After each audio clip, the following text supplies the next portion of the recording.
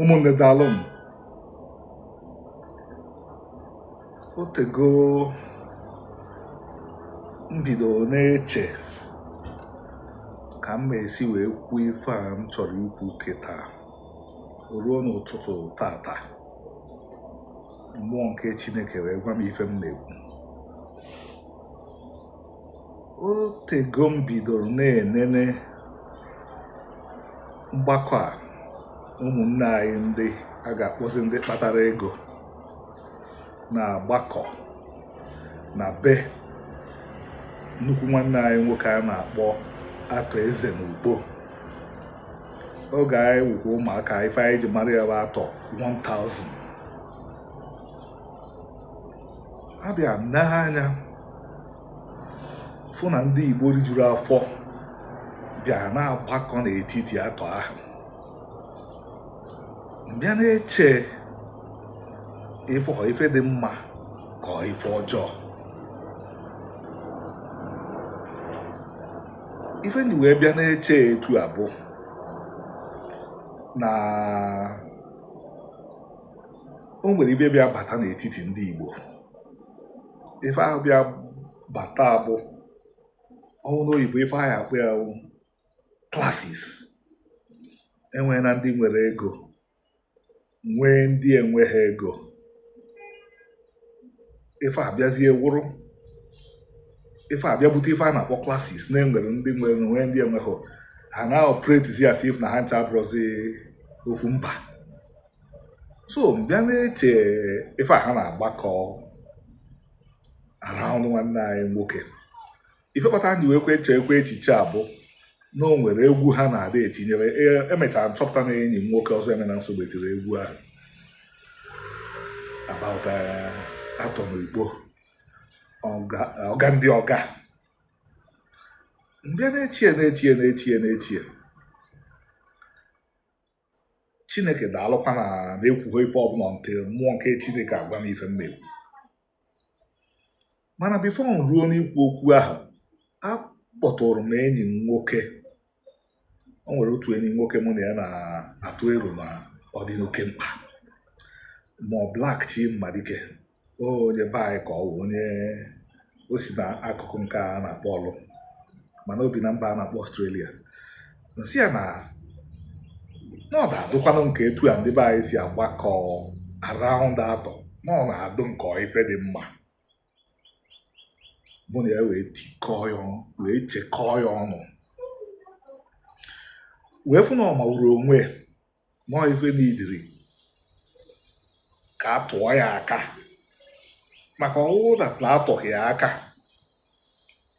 ama m ife na-eme ndị Igbo. Atọ nọcha ndụ ya na enwere ike onweghị lesson na ya learn from ife a ndị Igbo ndị rijuru afọ na-agbakọ ya na-agba atọ okirikiri.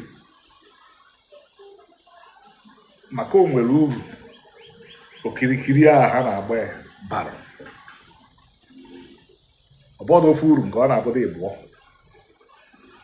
Nke mbụ owu na ọ bụrụ na atọ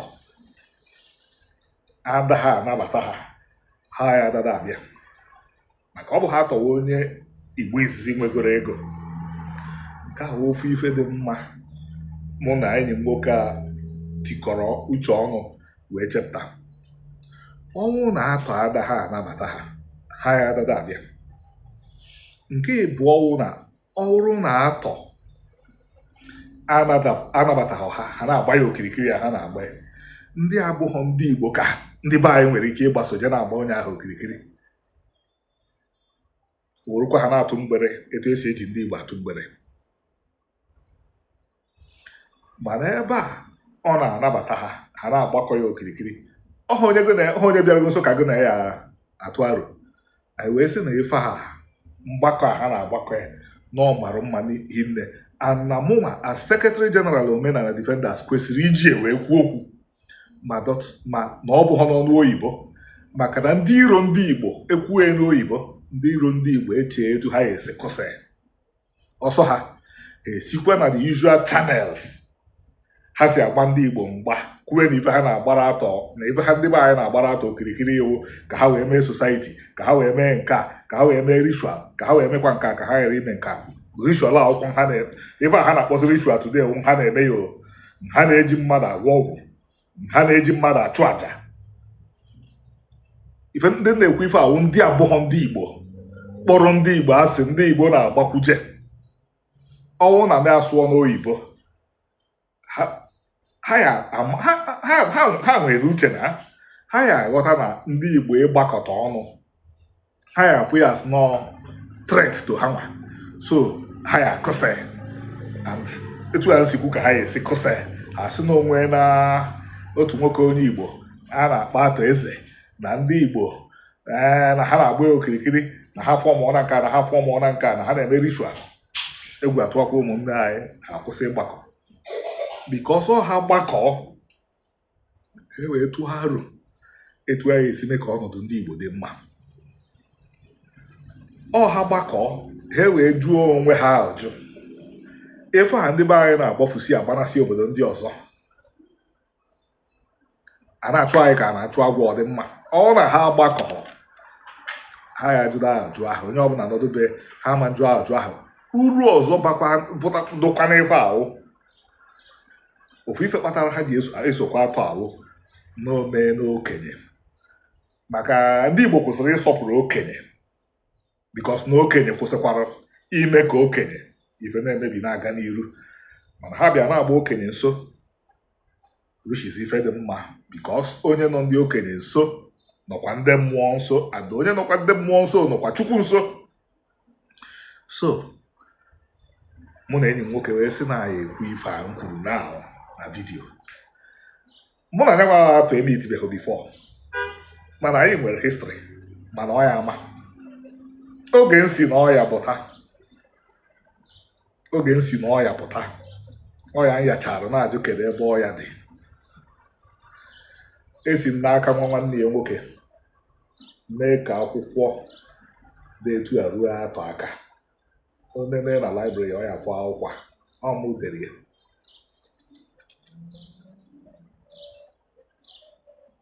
Prọfesọ Peter Nnabude na Unizik si na o nwere oge oyi eruo ndị Igbo achọ akwụkwọ, maka na ya afụbeghị akwụkwọ ndị Igbo dere udo otu a. Emere nke akwụkwọ a ruo atọ aka, ana aghọtara m nọ na tara nyara akwụkwọ, mana mụ na ya afụghọ, ana m ataghị ụta. Ebe a na-eme ife dị ka 15 years ago. Ọ ka dị very active in business then, so ikekwe na o nweghị efe isisi kpọkịrị nwatakịrị dere akwụkwọ a ka ya na-efu. Ụwa na-atụ m n'ọnụ oge ahụ. Ọ dịghị m obi mma na ọ jụọ si mee ka nwatakịrị dere akwụkwọ abịa ka ọ gbachaa ya ahụ, mana asị well na ikekwe na o nweghị efe. Chineke bụkwa anyanwụ ọgụ etu o si wee gbee.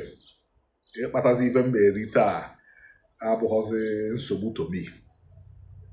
Ọ bụkwa na m abaghị ọgaranya ahụ nna ọkwa na Naịjirịa, ma nsogbu na ndị na-abịa na nke atọ, mana 3 square meters a day Chineke nyere aka na-akpata kịtazi. So wee na-asị atọ na ụmụnne anyị ndị na-akpa nso baba na nso nọọ ife dị mma. Ndị be anyị ndị okenye ndị ọzọ emeka anyị ọkụ ha meghepụ n'ụzọ ụnụ, ndị Igbo kpawa ụnụ nso, ndị Igbo arijuru afọ kpawa ụnụ nso. Iwu anyanwụ a na-ewepụ ya na maka akpọ ya afa. Sam ohu abụ nwa, ọ bụghọ ụzọ godugbo opunu ana m afụ, mana ọ ị na-esi n'ụzọ ụka eme mebe n'ụzọ Igbo, meghee n'ụzọ ụnụ ka ndị Igbo na-abata. Igbo fụkwa na onwe ha n'anya nọọ mkpagbu, mmewu ka emewugidesiri ndị Igbo wee mewe gịnị, wee riwe onwe ha. Mana ọ na-ata ka ụha ama ndụkwanụ beta ndị ife a atọ na ụmụnne anyị ụfọdụ na-emewukwa a way of tackling it. And ife o ji kacha na-enye m aṅụrị iwu n'okenye maka ndị okenye ebu ụzọ, ụmụaka eso ha n'azụ. Oge ndị ọcha batara Naijiria, ha jee n'ugwu Awụsa, ha fụrụ ndị ife anyị na-akpọzi eze, maka ọ bụrụ eze udere ịta eze emido king, ha fụrụ kings, fụ emperors, fụ nke a, ha bịa na Yoruba, ha fụrụ ya, abata n'ala Igbo wee sị ndị Igbo, kedu ndị bụ kings ụnụ? Ndị Igbo sị na ya enweghị kings, na kings anyị bụ ndị eze mmụọ anyị na ndị okenye anyị, na ha na-ebu ụzọ, anyị eso ha n'azụ. Efu na Chineke ewerugokwa aka ya edozi Igbo indirectly, because ọ na-atọ m ụtọ na nnetịpụ anya na soshal media, afụ m ịma Bishọp Okonkwo, Obi Jackson, Obi Kubana, Peter Obi, Soludo, name them, agba nwanne anyị nwoke okirikiri na-agụrụ ya egwu, na ya wee soro ha na-agba egwu. Ana m afụkwa ndị eriju ha afọ, ha na-agụ atụ esoro na-agba agba. Anyị ama mma value ife a, maka na anyị ejeghị gote ya n'afịa. Ka m si wee kwuo ofu ife o ji tọ m ụtọ, ọ wụrụkwa na ọ bụghị onye Igbo ka ha na-agba okirikiri ya, na onye mba ọzọ, onye ọzọ na-enye dị ọzọ. Nne m si na onye ọzọ adịghị enye ọzọ, na onye ọzọ adịghị enye ọzọ. Ị na ọda wee sị onye abụghị onye Igbo anyị enyedu ndị Igbo. So onye ọzọ na-enye ọzọ, rada nne m si na onye ọzọ na-enye ọzọ. Onye abụghị onye Igbo ya echegodo maka ọdụmma nke ya, maka bifo o chere maka nke anyị, ma na-akpọkọ ụmụnne anyị a,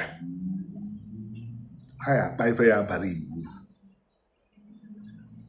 ka fuchu anyị wee dị mma. Ka m kwụsịgodi ya n'ebe a n'ọfụ. Daalụ.